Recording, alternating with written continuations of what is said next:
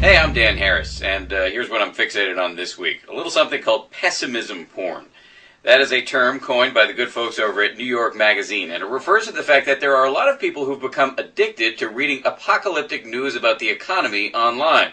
People are logging on to read all sorts of dire predictions about a new Great Depression, breadlines, riots, you name it.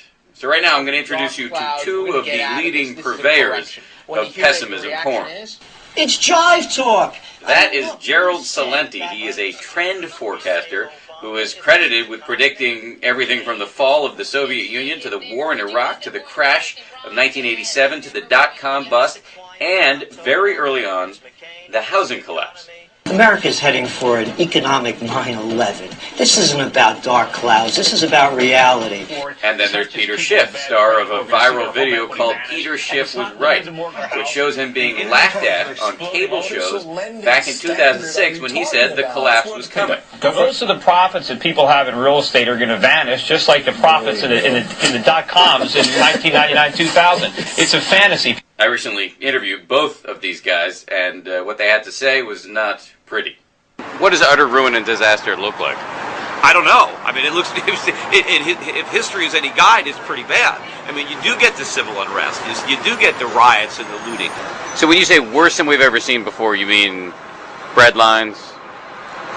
Breadlines, protests, tax revolts, Civil unrest, crime going to levels we haven't seen before, homeless. I mean, the homeless numbers are coming out already. The day I met Peter Schiff, he was on his way to buy a German Shepherd, which he said he was going to use possibly as a guard dog for his property.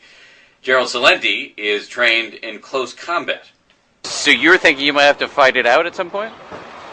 You don't know what's going to happen with people losing their minds the way they are. People go over the edge. As a Bronx boy, my saying is when people lose everything and they have nothing left to lose, they lose it. It's better to know the truth and to prepare for it.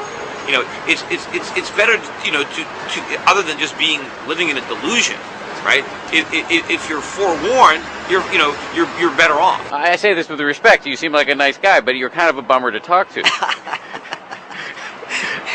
If you go to your doctor, you can love your doctor. All of a sudden, you go in one day and say, Dan, listen, I have some bad news for you. He tells you a diagnosis you might not want to hear.